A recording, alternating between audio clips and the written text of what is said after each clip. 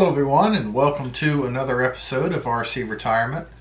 Today I've got not a question, but a topic that I have been wanting to cover for actually several years now, but I've never been able to, let's just say, build up the courage for it, because this is kind of a morbid topic. But it's one that has to be brought out and put out in front of you guys so that you can make the right plans. Today's topic is what I have dubbed the When I Die folder. And to make it a little easier for me, I've actually written a script for today, so you'll have to forgive me for when I start to read this. This has also been posted on the website so that you can download it and use it as a checklist. Alright, so let's dive right in. There are a lot of factors with which your family and friends, whom I will call survivors, must deal when you pass away. While it is difficult to consider one's own death, the event is even harder for those left behind. Cleaning up all of the various issues that arise upon the death of a loved one is a vast obstacle for most survivors to overcome, and what I am about to describe will be something that will make this a little bit easier in that struggle. So, and let me just say, diverging from the script a little bit, that I have dealt with numerous survivors in my career. Since 2010, that was one of my primary responsibilities, dealing with widows and widowers after the death of their service member spouse. And it's difficult for the person on my side of the desk. I can only imagine what it's like on the other side. In fact, I can imagine what it's like on the other side, because I had to deal with the same when my own father passed away. And it's an absolute whirlwind when you're in the middle of this. So anything you can do to make it easier for those left behind will be a godsend for them. So what I recommend is a complete outline of everything, or as much as possible that comes to your mind, that must be done upon your death. Those people who have such a valuable estate planning tool as what I have dubbed the When I Die folder, or binder, or file, or whatever you want to call it, are incredible.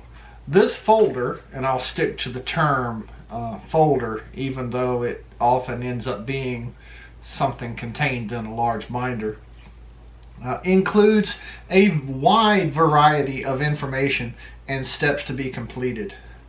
In fact, diverging again, I would actually develop a checklist as a good way to help survivors cope. In step number one, this is just me talking, I would say should be to your spouse or loved one, etc. Step one, close this binder and come back 3 days from now. Give them time to decompress. Moving on. The contents will be vastly different for each person, so what I am going to describe, what I'm going to recommend, may be different in your situation. And as you're watching this, please keep that in mind. What I say here may be a little different from you, and in those cases, the items I describe will be examples of possible entries, and it might spur some thinking on your side so that you can fill in the blanks yourself. Alright, so the most important thing to consider when putting together this tool are two things. They are simplicity and organization. The easier the instructions are to understand and the more organized the information and documents are, the better your survivors will be able to follow those instructions and handle all of the after-death requirements. And there can be a lot depending on what benefits you have, what assets you own, all manner of different scenarios. This can be as simple as turning off Social Security, Medicare, and a military pension, to as complex as transferring ownership of businesses and stock assets, and just it can go on forever.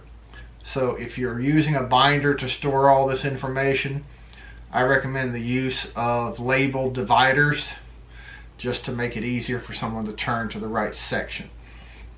As a side note, I used 2 websites for information just to spur my own thinking, and I've copied a lot of what they said into the article that I wrote.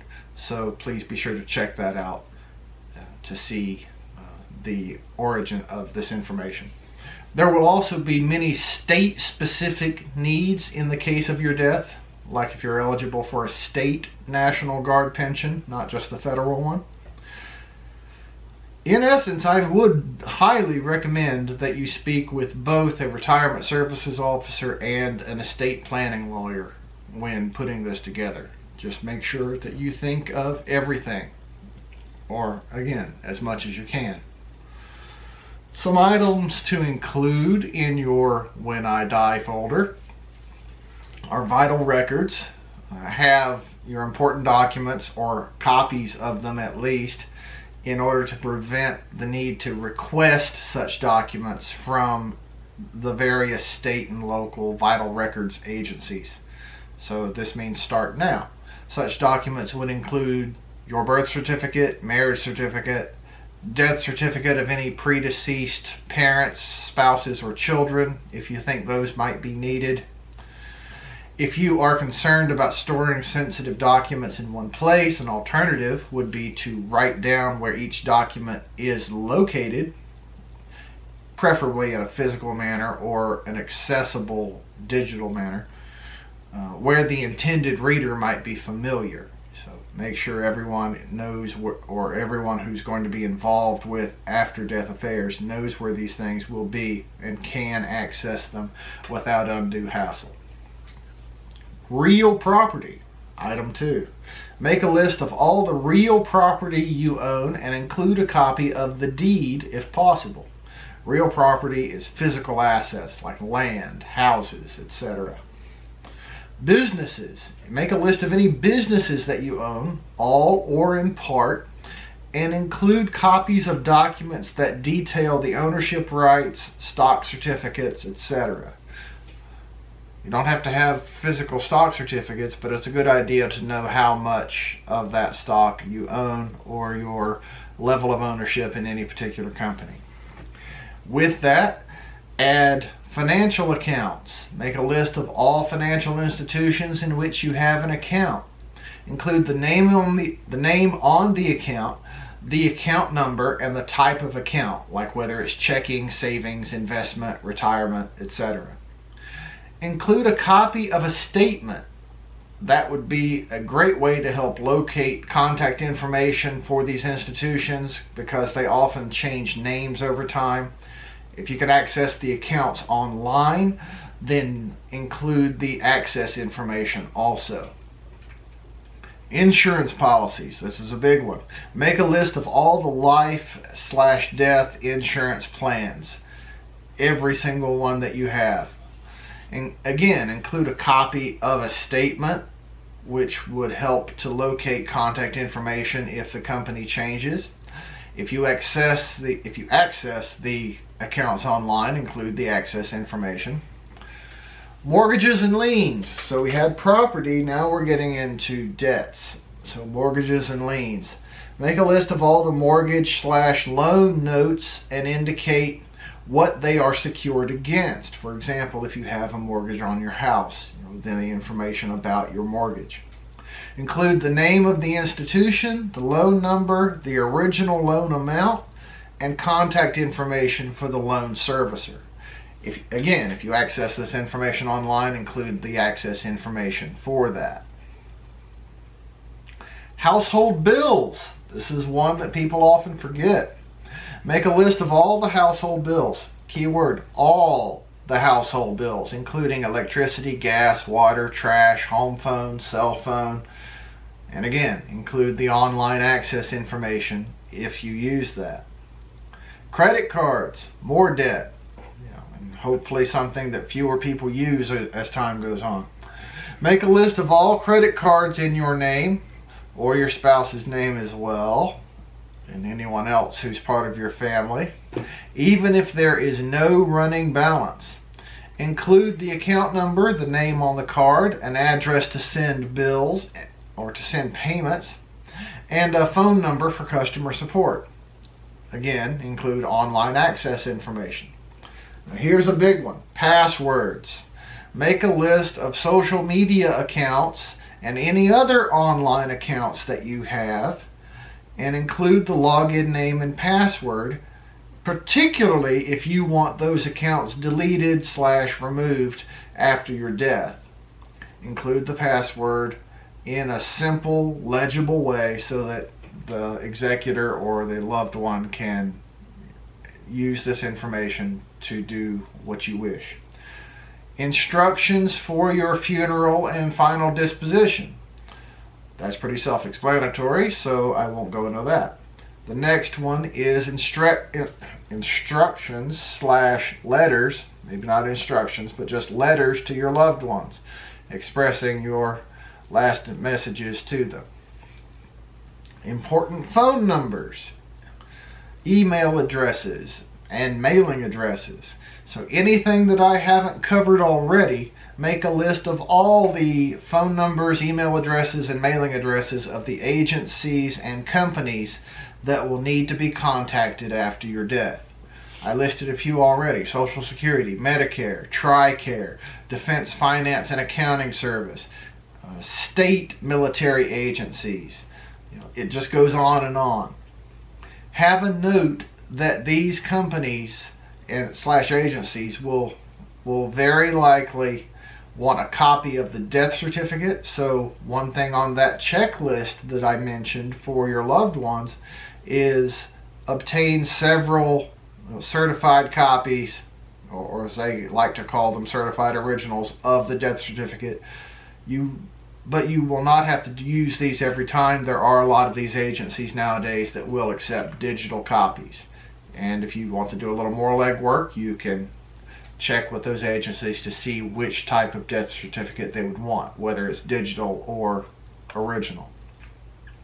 Other important documents. So lastly, your When I Die folder should contain your estate planning documents that I haven't listed already. So this would be advanced healthcare directives, powers of attorney, a copy of your last will and testament, and a copy of any trust agreements that you may have.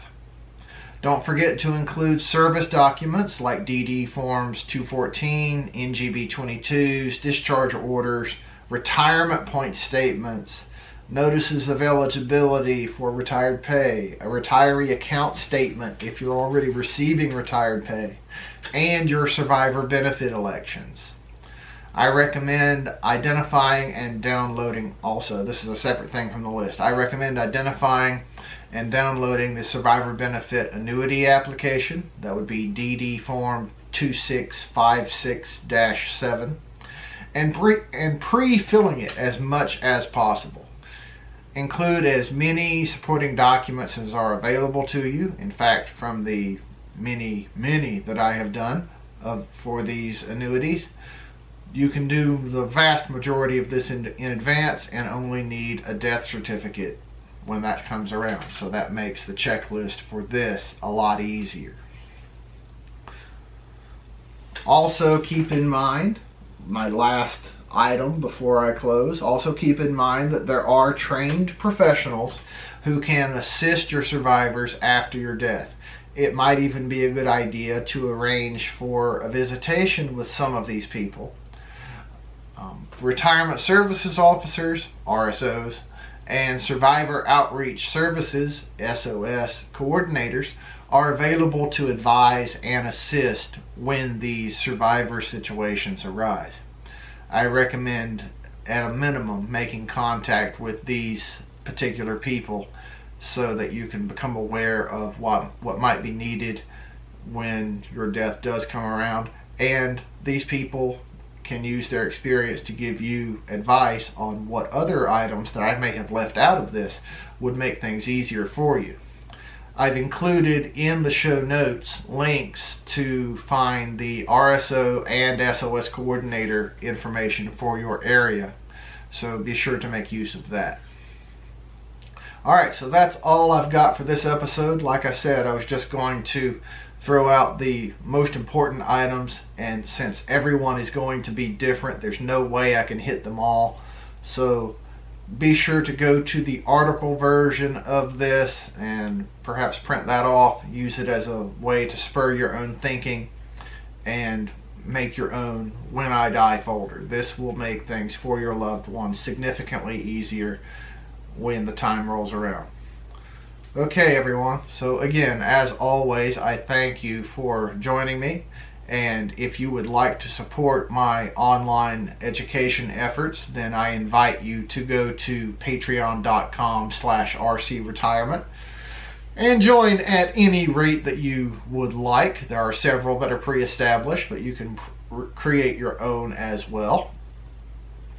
Also keep in mind that if you would like personal assistance from me in a variety of areas, then you can do so. And if you also happen to be a Patreon supporter at $25 per month or more, then I will give you a significant 20% discount off of the cost of those services.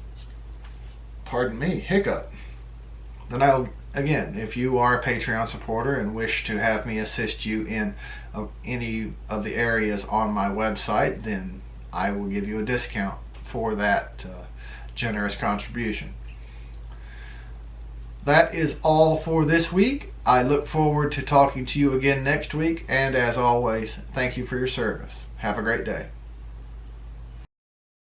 If you liked what you heard on today's episode, then please go below and give it a thumbs up, and be sure to subscribe to this channel. Also, please let other people know about this channel and the information it can provide for them. If you have questions or comments, then please have no qualms about posting them in the comments section below. Please remember the RC Retirement YouTube channel and the RC Retirement website are not recognized or endorsed by the Department of Defense, the Department of Veterans Affairs, or any other government agency. The information presented in these resources are for entertainment and informational purposes only. Also, the content of either of these resources should not be considered financial or legal advice. Please consult with your own legal counsel, accountant, or financial planner before making any decisions based on what you have learned here. As always, thank you for watching the RC Retirement YouTube channel.